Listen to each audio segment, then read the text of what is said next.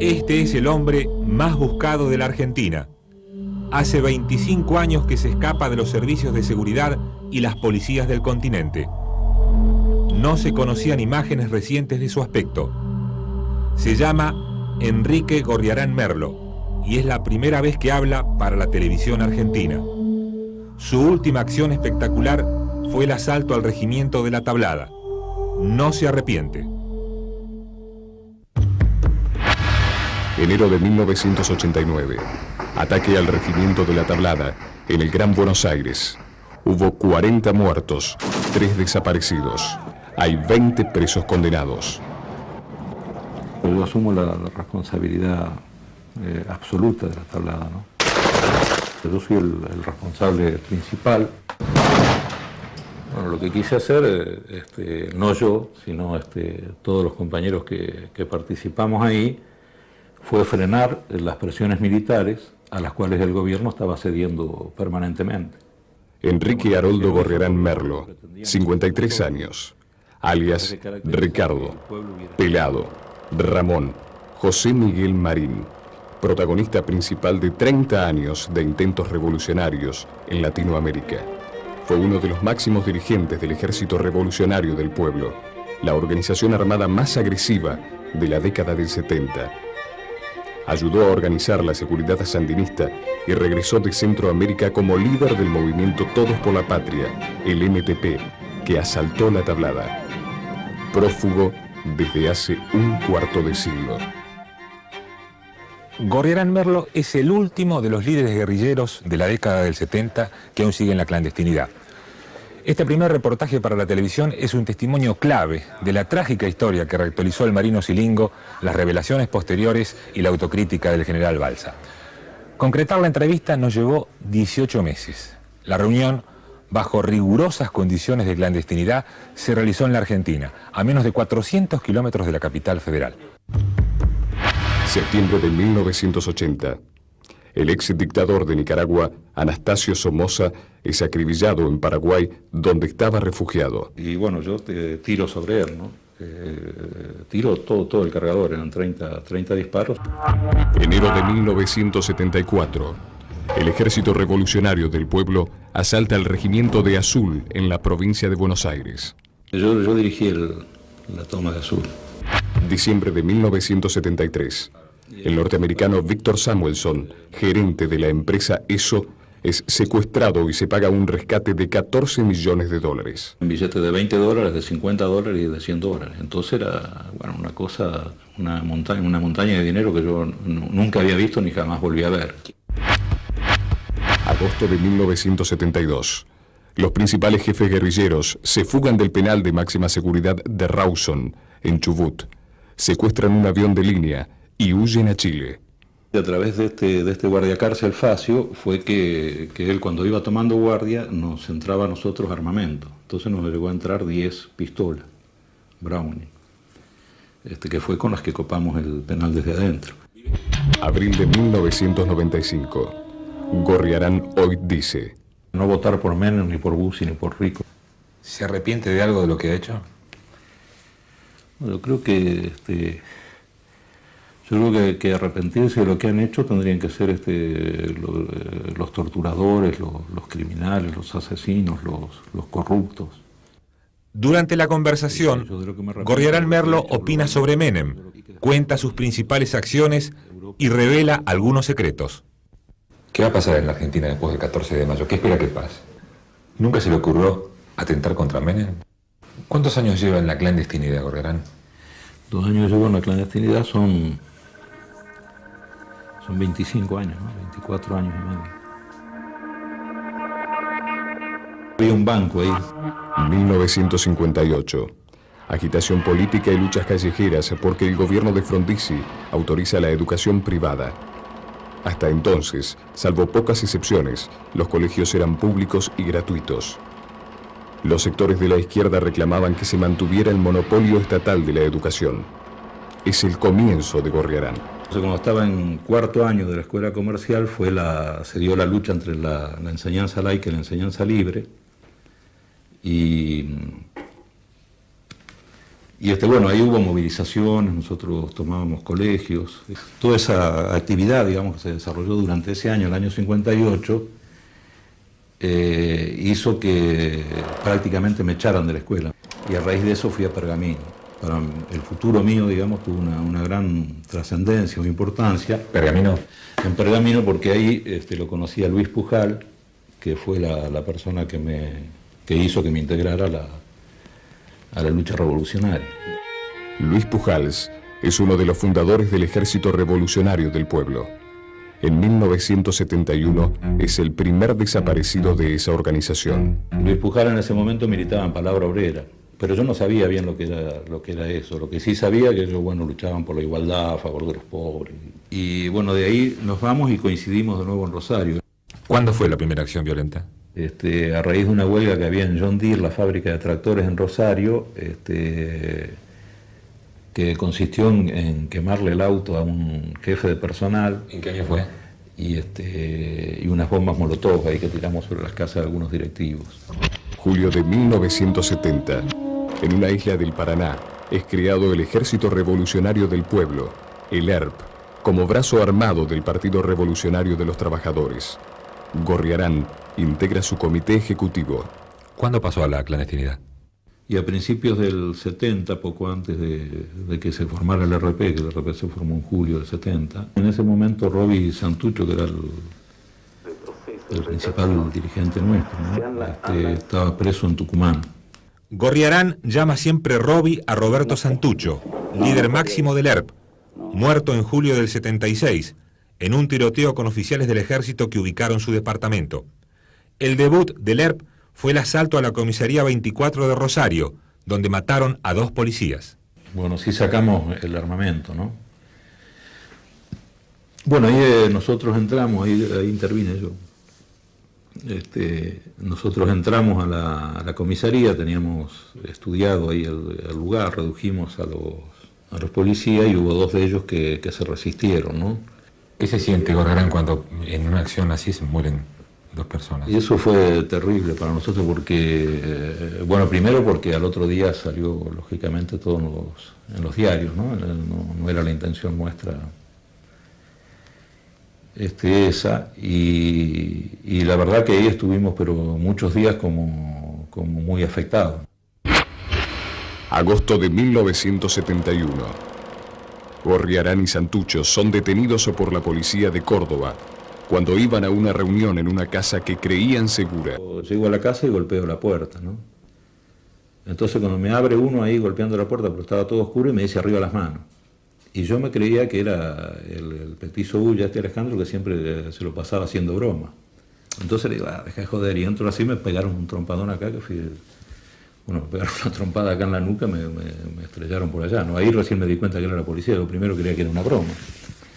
Bueno, entonces nos llevaron ahí a las celdas, en celdas separadas, y ya la misma noche comenzaron a torturarnos, ¿no? ¿En qué consistía la tortura? Golpes, ¿no? En el estómago, en todo el cuerpo, en la cara, en todos lados, y picana eléctrica. Entonces, por ejemplo, después hablando con Roby, él también, la picana nos dolía menos que los golpes, era menos doloroso. Y por ahí yo gritaba que picana no me diera. Vale, decía, no, picana no, picana no. Entonces ellos ahí decían, no te gusta la picana, que eso, bueno, me insultaban, y ahí traían la picana y me daban un rato con picana y descansaba un poco, ¿no? Marzo de 1972. El ERP secuestra a Oberdan Salustro, presidente de Fiat Argentina. La guerrilla exige un rescate de $5 millones, distribución de alimentos en barrios pobres y la liberación de presos. Gorriarán y Santucho seguían detenidos, pero habían sido trasladados de Córdoba a Villa Devoto. Entonces un día, sorpresivamente, nos llaman, bueno, lo llaman a Roby, de ahí de la cárcel, y era para avisarle que había un miembro de la dirección de la FIA que quería hablar con nosotros. Entonces Roby me dice a mí, ¿no? Entonces, bueno, vamos los dos a las reuniones esas. Y me acuerdo patente gráficamente porque el que fue era un italiano, gordo, muy gordo, que lo primero que nos preguntó era si Salustro estaba vivo. Entonces, bueno, nosotros le dijimos que sí, ¿no? se comenzó a discutir las condiciones para la liberación de Salustro. 3 semanas después del secuestro, la policía localiza la casa donde tenían a Salustro. Tras el tiroteo, los policías encontraron el cadáver del empresario. Creíamos que estaba en un lugar seguro Salustro, pero bueno, después, a raíz de un traslado que tuvieron que hacer de Salustro hacia otro lugar, se encontraron con controles policiales ahí, lo tuvieron que sostener, creo que por 2 días en una casa que no estaba prevista, digamos que fue la posibilidad que tenían. Ahí llegó la policía y se produjo el enfrentamiento donde también muere Salustro, ¿no? ¿Y quién lo mata a Salustro? Yo creo que a Salustro lo mató un compañero. ¿Fue un error haberlo matado, Real? Bueno, eso hay que ver el momento, ¿no? Quizás no hubiera sido necesario, ¿no? Que hubiera sido... Abril de 1971. El mismo día en que Salustro es asesinado en Buenos Aires, en Rosario es acribillado el general Juan Carlos Sánchez en una acción conjunta del ERP y las Fuerzas Armadas Revolucionarias, las FARC. ¿Cómo se decidió y cómo fue lo del general Sánchez en Rosario? Bueno, en cuanto a la decisión, nosotros, había 3 compañeros que éramos de la dirección máxima, digamos, del PRT y del RP, que estábamos presos, ¿no? Pero no digo eso para deslindar responsabilidad, es decir, en el RP y en el PRT todas las acciones militares que se hicieron durante toda esa época eran autorizadas y con conocimiento de la Dirección Nacional. Entonces, bueno, Sánchez era jefe del 2º Cuerpo de Ejército, era una zona en esa época quizás donde la población había sufrido mayor represión, uno de los lugares de mayor represión del país. Entonces se decide el ajusticiamiento de él, con motivo de todas esas actividades contra la población, y que nosotros estábamos seguros que había consenso generalizado en que eso se produjera. Entonces esa acción se realiza en conjunto entre la FARC y el RP. Y además la ejecución conjunta fue de casualidad, porque los compañeros que eran del RP estaban viendo estaban observando los movimientos de Sánchez y se encontraron con otro compañero que también estaba observando los movimientos de Sánchez, pero que no era del RP. Entonces la iniciativa de hacerla conjunto, en realidad no fue del compañero nuestro, sino del compañero de la FARC, que se acercó al compañero nuestro y le dijo: mira, vos estás mirando esto, y nosotros también. ¿Cómo se enteraron ustedes? Bueno, nosotros nos enteramos estando en la cárcel. Estábamos en el recreo y lo dieron por la radio, ¿no? Hubo aplausos, hubo gritos, claro que sí. Esto fue en Rawson, ¿eh? Ya estando en Rawson. Ya estando en Rawson. Es decir, nosotros habíamos llegado de Devoto unos días antes. Agosto de 1972. Jefes guerrilleros copan desde adentro el penal de máxima seguridad de Rawson. En un avión de línea secuestrado en el vecino aeropuerto de Trelew, huyen a Chile. 19 guerrilleros rezagados son capturados y una semana después son acribillados en la base aeronaval donde estaban prisioneros. ¿En qué momento, en qué reunión comienzan a planificar la fuga? La fuga del primer día que llegamos. ¿Qué plan tenían?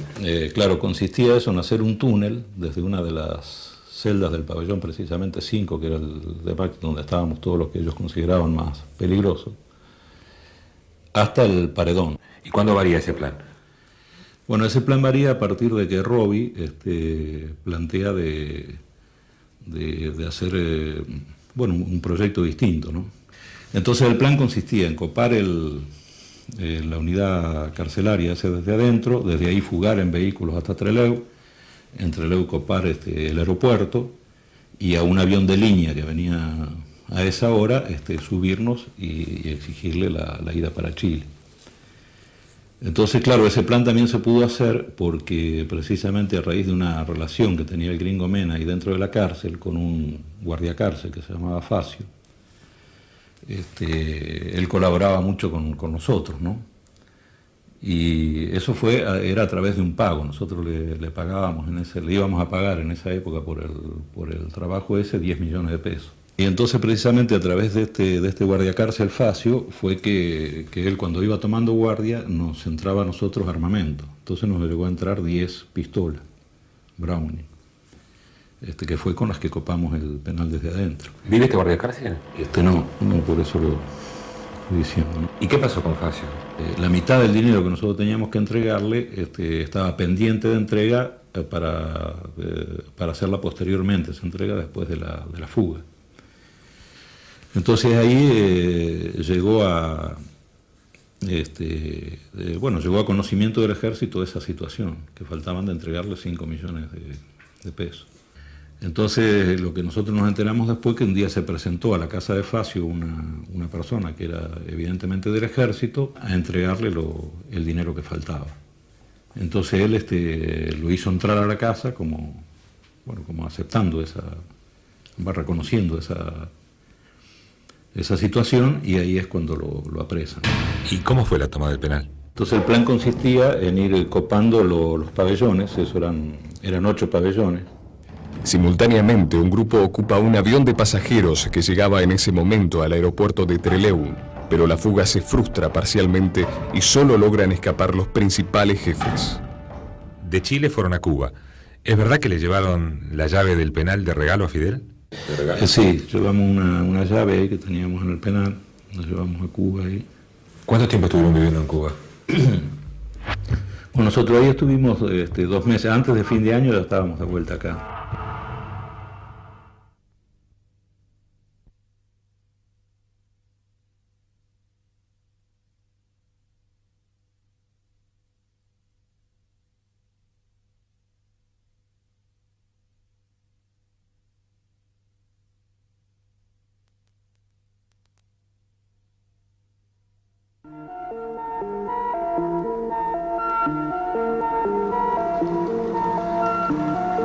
En la década del 70, las organizaciones revolucionarias mataron 700 personas.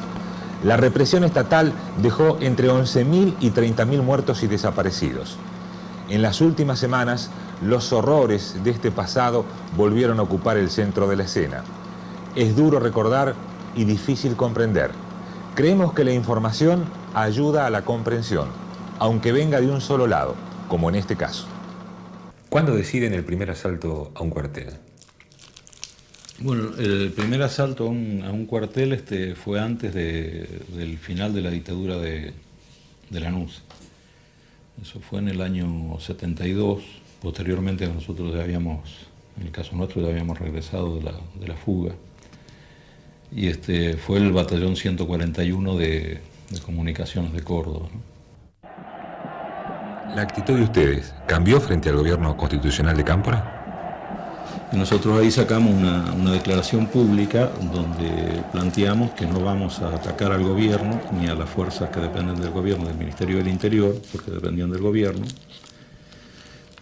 pero que sí íbamos a continuar las acciones sobre los militares a partir de que considerábamos que ellos lo que estaban haciendo era esperando la oportunidad para volver a tener una incidencia completa en la política nacional. Diciembre de 1973. El ERP secuestra al norteamericano Victor Samuelson, gerente local de la empresa ESO. Es liberado al cabo de 4 meses de cautiverio. Se paga un rescate de $14 millones. Ejecutivos de empresas multinacionales empiezan a salir del país. Por averiguaciones que hicimos, nosotros teníamos la convicción, digamos, de que se trataba de un hijo natural de Rockefeller. ¿Qué papel jugó usted? Bueno, el rol mío en la parte operativa, ninguna, solo el conocimiento del plan de acción, la revisión del plan de acción y después en la parte de la negociación, ¿no? ¿Cuánto pidieron por la liberación y cómo fueron las negociaciones? Bueno, por la liberación se habían pedido $10 millones, más reivindicaciones, como dije, para los trabajadores de ESO. Las negociaciones comenzaron de parte nuestra a través de un compañero que se reunía con un representante de la empresa ESO. Esas negociaciones al principio no digamos, no, como que la empresa no quería. En realidad el negociador de la empresa ahí logró, podríamos decir, dominar en cierta medida al compañero nuestro que negociaba con él. ¿Y entonces qué hicieron? Bueno, entonces cambiamos el negociador y el compañero, por iniciativa propia, le solicitó 14 millones de dólares. ¿Le pidió para rebajar? Claro, en vez de rebajar le aumentó, digamos, le pidió 14, pero eso fue por iniciativa propia, porque yo fui el que le transmití a él lo que tenía que hacer. Al contado tenía que ser. Tenía que ser al contado. Pero era una cantidad inmensa, porque nosotros además le habíamos pedido que no todos fueran billetes de $100, sino que venían billetes de $20, de $50 y de $100. Entonces era, bueno, una cosa, una montaña de dinero que yo nunca había visto ni jamás volví a ver. ¿Quién la recibió? Y bueno, eso ya formamos un equipo para la recepción del dinero, y bueno, y todo un método para llegar hasta el momento del cobro. Y en el punto final donde íbamos a cobrar, si nosotros teníamos 25 compañeros armados con FAL y con distinto armamento. ¿Cuánto le duró el dinero a ustedes? Y ese dinero, yo en tiempo no sé, pero tampoco duró tanto, porque claro, la guerrilla en esa época tenía muchas necesidades, entonces había compras de armamento, compras de vehículos, compras de casas, viajes, y bueno, era como, digamos, como parte de la obtención de recursos, no solo para el RP, sino para el conjunto de esas organizaciones, ¿no? El MIR de Chile, el MLN de Uruguay y el ELN de Bolivia. Enero de 1974. Es asaltado el regimiento blindado de Azul, en el centro de la provincia de Buenos Aires. El copamiento fracasa. ¿Por qué eligieron Azul y quién eligió Azul? Bueno, Azul se eligió porque, bueno, primero por la cantidad de armamento que había. ¿Cuál fue tu rol en Azul? Yo dirigí la toma de Azul. ¿Cuántos guerrilleros participaron? Y ahí participaron unos más o menos 100 compañeros, entre los cuales estaba Roberto Sánchez, un compañero que murió en la tablada, estaba Hugo Yurzún. Febrero de 1974. Se instala una unidad del ERP en el Monte Tucumano. ¿Ustedes creyeron en algún momento que podían controlar una zona liberada en el Monte Tucumano? Claro que sí, cómo no. Nosotros pensábamos que ese era el propósito, ¿no? Claro que ahí, bueno, tuvimos cosas que después analizamos como errores de táctica guerrillera. ¿Tucumán significó una derrota? Bueno, en cierta medida sí, porque bueno, la intención nuestra era la de desarrollar la guerrilla ahí con el propósito de formar una unidad militar cada vez más poderosa, que llegara un momento que estuviera en condiciones de dar batallas decisivas contra el ejército. ¿Cuántos combatientes llegó a tener en su apogeo el ERP? Bueno, llegamos a tener en militancia, digamos, considerado militante, es decir, organizado, con actividad política permanente, unos 3.000 compañeros. ¿En qué año fue eso? Eso fue en el año 75. Y en la parte militar, unos 600 compañeros. Siguieron el desastroso ataque al cuartel de Montechingolo, el golpe de Estado de 1976, la muerte de Santucho y la dispersión del ERP, su participación junto a los sandinistas en Nicaragua. Es imposible sintetizar 6 horas de conversación con Gorriarán en un solo informe. Su penúltima aparición espectacular fue la Operación Reptil, en Paraguay. Septiembre de 1980. El derrocado dictador de Nicaragua, Anastasio Somoza, es acribillado en Asunción, donde se había refugiado. ¿La decisión de matar a Somoza fue suya o se la pidió el sandinismo? No, fue una decisión nuestra, digamos, una idea nuestra, que sí nosotros comunicamos a los sandinistas y que bueno, que tuvo aprobación. ¿Cuándo comienzan a planificar? Y nosotros habremos comenzado a principios del 80.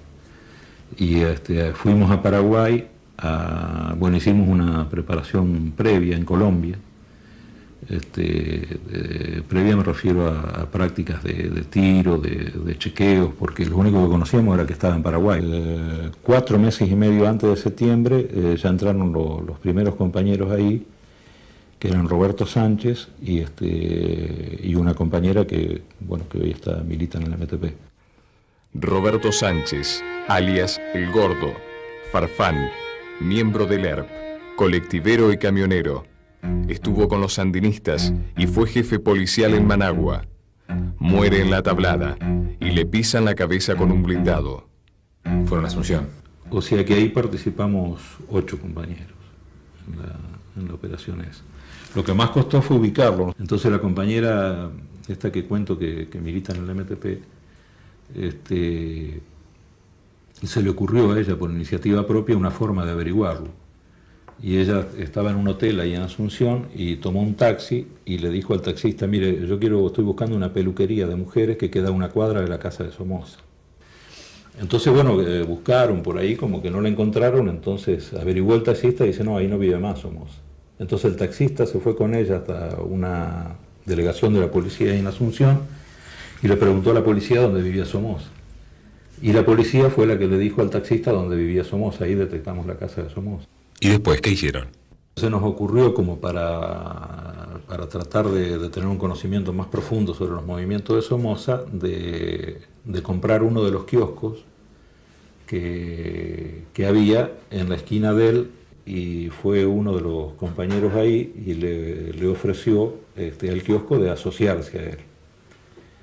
Bueno, le dijo un cuento ahí, ¿no? Que él que se estaba por casar y que la novia era paraguaya, y además de eso que tenía 3.000 pesos para invertir en el kiosco. Y bueno, el kiosquero aceptó y se hizo una especie de sociedad con ese kiosquero, donde el compañero nuestro puso ese dinero y al mismo tiempo permanecía todo el día en el kiosco y le permitía ver los movimientos. El grupo alquiló una lujosa residencia frente a la cual Somoza pasaba regularmente. El ataque fue concretado por Gorriarán, Roberto Sánchez y Hugo Irurzu, alias Santiago.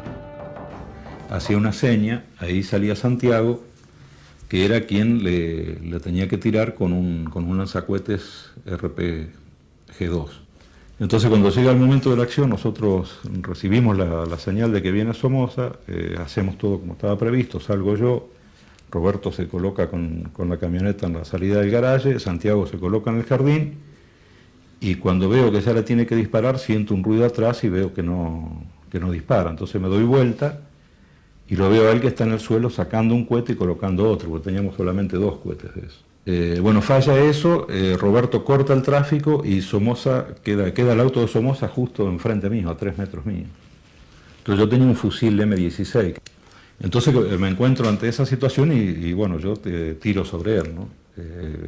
Tiro todo el cargador, eran 30 disparos sobre el chofer. Pero ¿qué pasa? Cuando yo estoy tirando, la guardia se baja del auto, se pone en una tapia que dividía con la casa vecina y nos comienza a tirar a Santiago y a mí, pero a 5 metros, ¿no? Y en ese momento el que nos salva la vida a los dos es Roberto Sánchez, porque él desde la camioneta se coloca detrás de la camioneta y dispara sobre la guardia con un FAL.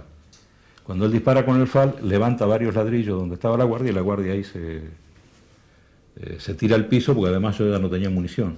Y cuando nosotros vamos a la puerta, el auto de Somoza, no sé por qué razón, que estaba parado frente a la puerta de la casa, avanza un poquito así y queda contra la vereda a la altura del garaje de la casa, entre la camioneta y la puerta de la casa. Y entonces yo le voy a decir a Santiago que tire con el cohete, con el RPG-7, y antes que yo le diga que tire, él ya tira. Y ahí, lógicamente le da, ¿no? La muerte de Somoza, prototipo de dictador del tercer mundo, causó conmoción internacional. En Nicaragua los sandinistas lo celebraron. El grupo de Gorriarán logró escapar, salvo Irurzún, capturado y muerto por la policía. Hugo Irurzún, alias Comandante Santiago, uno de los principales jefes militares del ERP. Estuvo en la artillería sandinista.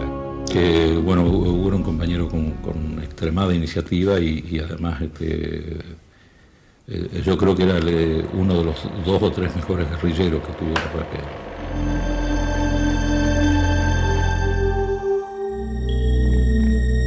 En el próximo bloque, Gorriarán cuenta el copamiento de La Tablada y el plan que fracasó. También opina sobre Menem y explica por qué no se arrepiente.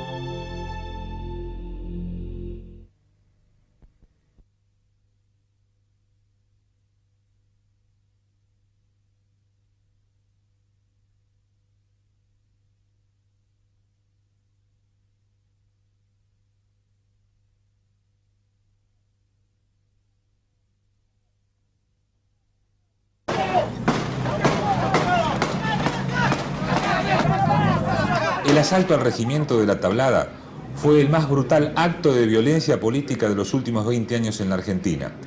Lo ejecutó un grupo del movimiento Todos por la Patria, el MTP. Sus principales dirigentes habían sido cuadros del Ejército Revolucionario del Pueblo en la década del 70. Gorrearán asume la responsabilidad, pero insiste en justificar la acción. ¿Tenían formación militar en el MTP para ir a La Tablada? Bueno, como MTP no tenía formación militar, nunca había hecho cursos militares, pero lo que sí había en el MTP, como todavía hay ahora, varios compañeros que a raíz de su actividad en la guerrilla o que habían participado en distintos procesos revolucionarios de América Latina. ¿Por qué La Tablada? Bueno, lo que quise hacer, no yo, sino todos los compañeros que participamos ahí, fue frenar las presiones militares a las cuales el gobierno estaba cediendo permanentemente. Nosotros sabíamos que los Carapintada preparaban una sublevación. Los propósitos eran exigir la renuncia de Alfonsín, lograr la libertad de los comandantes, ganar el control del ejército para los Carapintada y ubicarse ellos como principal factor de poder. ¿Quién les dio la información? A través de diversas relaciones, por un lado con políticos, tanto radicales como peronistas, y también de actividades que desarrollaban gente ligada al grupo de los Carapintada. Una de las cosas que puedo nombrar es la actividad que desarrollaba el empresario Jorge Sivak, que era el que gestionaba y organizaba reuniones de políticos, periodistas y economistas en nombre del proyecto de Seineldin. Nosotros teníamos a través de gente que participaba en esas reuniones un conocimiento bastante acabado de los propósitos de Seineldin. Jorge Sivak, empresario, se suicida en 1990, un día después del último levantamiento Carapintada. ¿De dónde obtuvieron ustedes la información, la supuesta información de que iba a ocurrir algo en La Tablada? Bueno, había toda una serie de información pública, más las conversaciones que teníamos con radicales y peronistas que lo confirmaban, y otras informaciones de carácter secreto que lamentablemente no puedo mencionar ahora. ¿Y de dónde sacaron las armas? ¿Tenían las armas? Bueno, nosotros teníamos algunas armas de la época anterior, otras las compramos en lugares públicos. A las 6:30 del 23 de enero de 1989, un camión de Coca-Cola derriba el portón del regimiento de La Tablada y comienza el intento de copamiento del cuartel. ¿Usted ingresó al cuartel, Gorrearán? Yo no alcancé a ingresar al cuartel porque el plan era era global, ¿no? Incluía también una movilización. Había un grupo de compañeros que ingresó primero al cuartel. Ese grupo tenía que, a partir de una señal que se iba a dar entre las 7 y 7 y media de la mañana, iba a entrar yo y otros compañeros ahí al cuartel. ¿Dónde estaba usted cuando ingresa al camión? En los alrededores del cuartel, en la propia puerta, en los propios alrededores. Sí, usted vio claro, porque nosotros ahí también teníamos otro grupo que tenía la misión de contrarrestar en caso de un cerco del cuartel inmediato. De acuerdo al plan nuestro, nosotros entre 8:30 y 9:30 de la mañana deberíamos haber estado afuera del cuartel todos los compañeros. Esa situación no se produjo porque dos grupos de compañeros decidieron permanecer adentro del cuartel con el fin de ayudar a otro grupo de compañeros que estaba en una situación difícil. En lugar de retirarse, ellos decidieron permanecer en una actitud que es incriticable por la heroicidad, por lo heroica. Antes de las 9 de la mañana, la policía de Buenos Aires había rodeado el regimiento. Al mediodía, efectivos del ejército tendieron un cerco riguroso sobre la unidad. ¿Usted centralizaba las comunicaciones, tenía contacto con todos los puestos? Teníamos contacto había dos tipos de comunicaciones, ¿no? Una dentro del cuartel que tenía Roberto Sánchez y otra que teníamos nosotros, que tenía yo con otros compañeros. ¿Cómo se fueron enterando de lo que pasaba dentro del cuartel? Entonces, ese era un grupo. El otro grupo era el que estaba siempre hablando de los que no salieron en la comunicación, ¿no?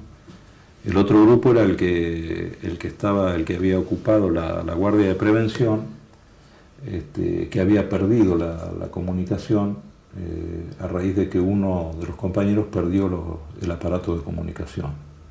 Entonces esa comunicación recién se estableció a las 12 del mediodía, cuando ya la posibilidad de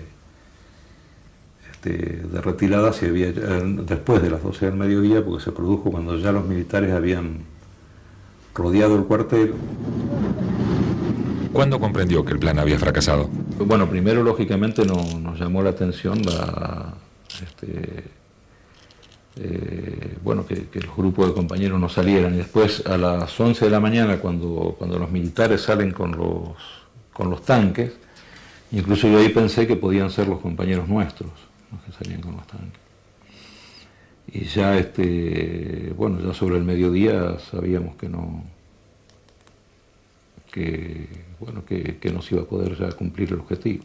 ¿Cuándo abandonó? El único objetivo que habíamos podido cumplir era el de parar la sublevación, pero a un costo tremendamente grande y en el marco de un fracaso general del plan. ¿Cuándo abandona el puesto enfrente al cuartel? Bueno, yo por la tarde, prácticamente hasta la noche, estuvimos ahí rondando el cuartel, después fuimos a determinados lugares a esperar a ver si salían algunos de los compañeros. Pero ya por la tarde nosotros sabíamos que eso era prácticamente imposible, ¿sí?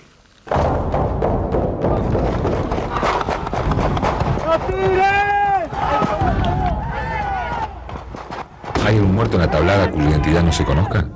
Recién ahora es pública la identidad de un compañero nicaragüense, José Mendoza se llama, que había participado en la lucha revolucionaria en Nicaragua en el 79 junto a nosotros, y que a partir del 87 estaba acá en Argentina. José Mendoza nació en Chile, pero vivió desde niño en Nicaragua. Hasta ahora no había sido identificado. ¿Cuál fue su papel en la tablada? Bueno, él ingresó, estaba en la parte que copó la guardia preventiva, la guardia principal, y fue uno de los compañeros que murió en la mañana del 23 en combate, al intentar anular un foco de resistencia que estaba. Gorriarán hizo un retrato elogioso de cada uno de los muertos y presos por la tablada.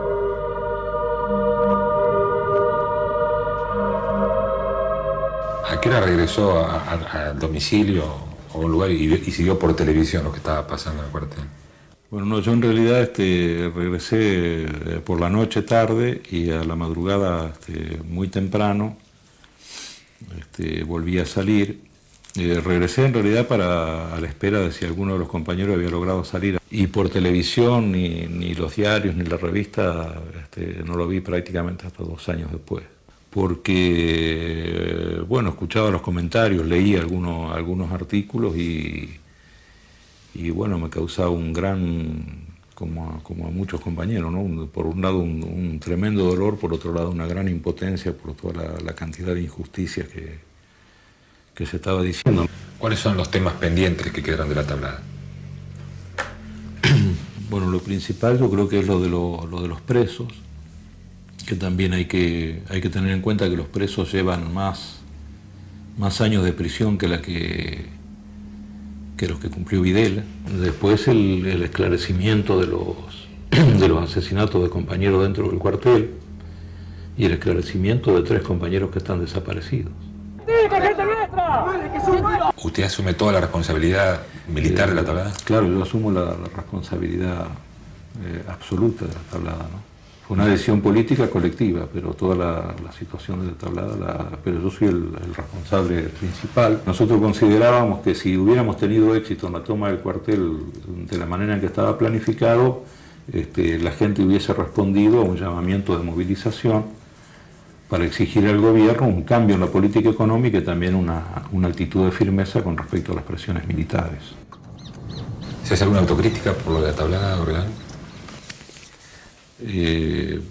Autocrítica no, yo creo que lo que nosotros tenemos es un dolor tremendo, indescriptible, por las pérdidas que hubo, y que ese dolor se ve enormemente aumentado por la incomprensión que... Abril y mayo de 1995.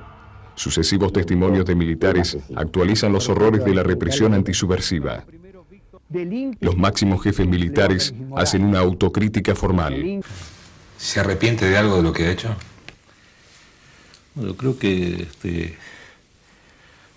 que arrepentirse de lo que han hecho tendrían que ser los torturadores, los criminales, los asesinos, los corruptos. Yo de lo que me arrepiento, de lo que he hecho globalmente, no. Nosotros no nos podemos arrepentir, no estamos arrepentidos de haber combatido a los militares. Lo que podemos estar arrepentidos de que hayan sucedido algunos hechos desgraciados, como es la muerte de la niña del capitán Viola en Tucumán. ¿Qué va a pasar en la Argentina después del 14 de mayo? ¿Qué espera que pase? Primero, yo creo que la situación económica argentina es tan crítica que no tiene salida. ¿A quién recomiendan votar el 14 de mayo? Yo lo que llamaría más que a quién votar es a no votar por Menem, ni por Bussi, ni por Rico. Acá lo que no tiene que pasar, que sería tendría graves consecuencias más graves todavía que las actuales para el pueblo, sería que ganara Menem. ¿Nunca se le ocurrió atentar contra Menem? No, de ninguna manera, no, nunca. Un autorretrato. ¿Se puede definir quién es Gorriarán Merlo? Bueno, lo que yo creo, digamos, como, no sé, como algún aspecto positivo es que, aunque a veces se duda si sea tan positivo, es que tengo una gran persistencia en las cosas que encaro, ¿no? También soy quizás más sensible de lo que aparento. Me cuesta, soy una persona que a veces me cuesta exteriorizar las cosas que siento. ¿Se va a ir esta noche después del reportaje de la Argentina? Bueno, eso no creo que tan pronto, pero a lo mejor.